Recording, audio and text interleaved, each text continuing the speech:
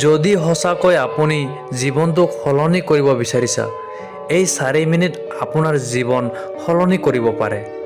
কিন্তু অকল তেতিয়া যেতিয়া আপোনাক লাগে যে আপোনাৰ ভিতৰত কিবা সলনি কৰিব লাইক আছে। অকল তেতিয়া যেতিয়া এইবোৰ বস্তুবোৰ সলনি কৰিবা যাক সলাবৰ কাৰণে আপুনি মাহৰ পৰা বছৰৰ পৰা ভাবি আছে। অকল তেতিয়া যেতিয়া নতুন বছৰ অহাৰ ৰখি নাথাকিবা, সেইটো বস্তু আজিৰ পৰাই সলনি কৰিবা। আপুনি সকলো দিন বাট চাই থাকা ন যে কোনোবা আহিব আৰু আপোনাৰ ওপৰত যাদুৰ লাখতি ঘূৰুৱাব আৰু আপোনাৰ সকলো জীৱন সলনি হৈ যাব। কি আপোনাক কি সঁচাই এনেকুৱা লাগে যে এনেকুৱা হ'ব, নে অকল বাহানাৰ তলত নিজৰ জীৱনটোক হেঁচি থৈ গৈ আছা?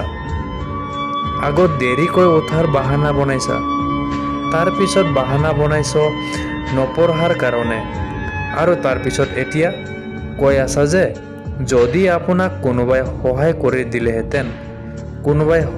দিলেহেঁতেন আজি আপুনি ক'ৰবাত বেলেগত হ'লেহেঁতেন।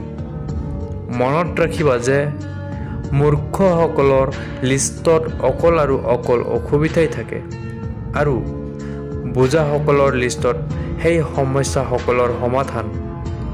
আপোনাক অকল এইটো কেলেই লাগে যে অকল আপোনাৰ জীৱনতহে সমস্যা চলি আছে? বেলেগ আৰু কাৰো জীৱনত কোনো সমস্যাই নাই? আৰে অকণমান বাহিৰতো ওলাই চোৱা।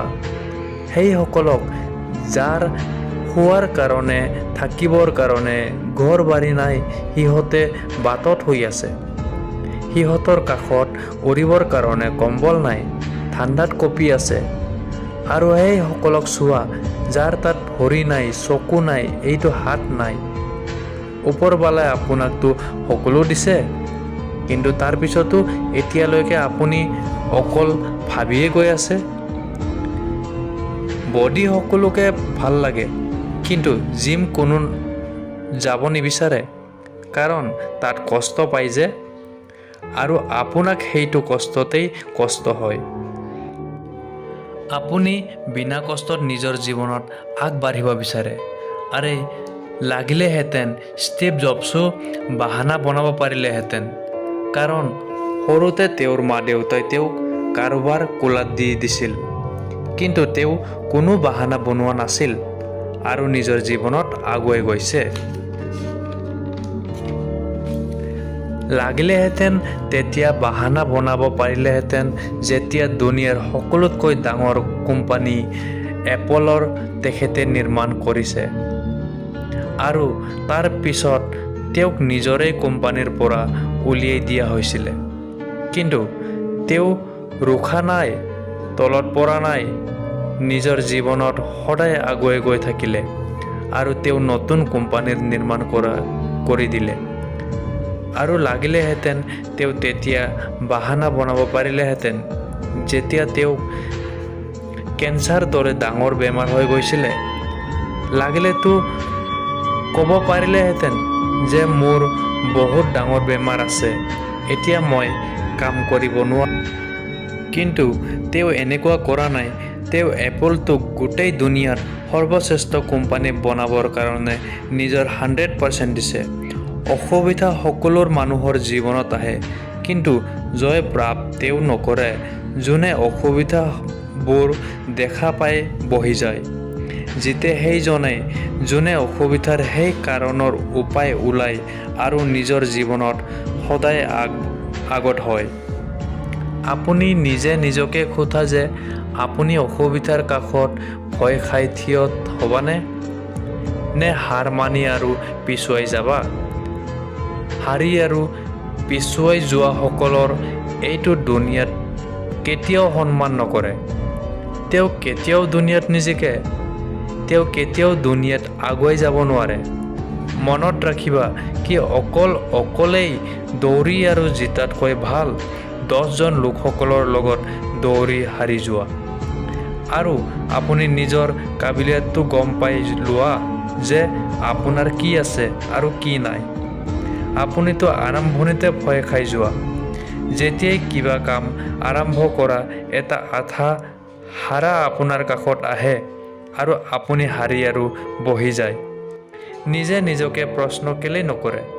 আপুনি যে আপোনাক এই জীৱনৰ পৰা লাগে কি?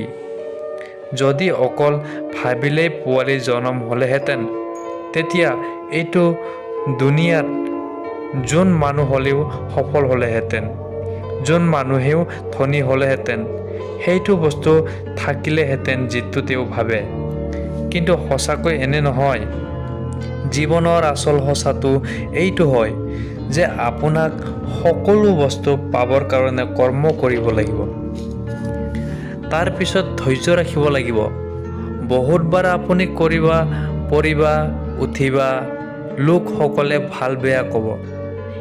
কেতিয়াবা আপোনাৰ মনে এইটো কামটো কৰিব কাৰণে কৰিব, কেতিয়াবা নকৰিব। কিন্তু এইটো জীৱনৰ দৌৰাত সেইজনে আগবাঢ়িব যিহেতু সকলো সমস্যাক ষ্ট্ৰং হৈ লাগিব আৰু নিজৰ জীৱনত অকল আগুৱাই গৈ থাকিব। বিল গেটছে এটা বহুত ধুনীয়া কথা কৈছিল যে মই কেতিয়াও স্কুলত আগত বহা ছাত্ৰসকলৰ দৰে নাছিলোঁ, মই সদায় পিছত ছাত্ৰসকলৰ দৰে আছিলোঁ। কিন্তু আজি মই বহুত আনন্দ হওঁ যে যোনে আগত বহা ছাত্ৰ আছিল সিহঁতে সকলোৱে আজি মোৰ কোম্পানীত কাম কৰে। সেইকাৰণে আপুনি কেতিয়াও এইটো নাচাবা যে আপুনি আগত আছেনে পিছত, ওপৰত আছেনে তলত। আপুনি অকল এইটো চোৱা যে আপুনি আপোনাৰ কামটোক কিমান মনোযোগ দি কৰা, কিমান কষ্ট কৰি আছা। কেৱল কষ্ট আৰু আপোনাৰ বিশ্বাসেই সেইটো শক্তি হয় যিহেতু আপোনাক জীৱনত আগুৱাই লৈ যাব। কাৰোবাৰ ভাৱনা আপোনাক লৈ কি আছে সেইটো একো ভাবিব লগা নাই। ভাবিব লগা কথা এইটো যে আপুনি নিজৰ বিষয়ে কি ভাবে। এইটো নতুন বছৰত নিজে নিজক ভালদৰে বহোৱা আৰু নিজে নিজকে সোধা যে আপোনাৰ ভিতৰত কোনটো বস্তু সঁচা আৰু কোনটো বস্তু ভুল হয়। আপুনি কোনটো বস্তু ইমপ্ৰুভ কৰিব বিচাৰিছে আৰু কোনটো বস্তুবিলাকক আপুনি নিজৰ জীৱনৰ পৰা শেষ কৰিব বিচাৰিছে। তেতিয়া দেৰি নকৰিবা। এই 4 মিনিটত নিজৰ জীৱনটো সলনি কৰা। ধন্যবাদ।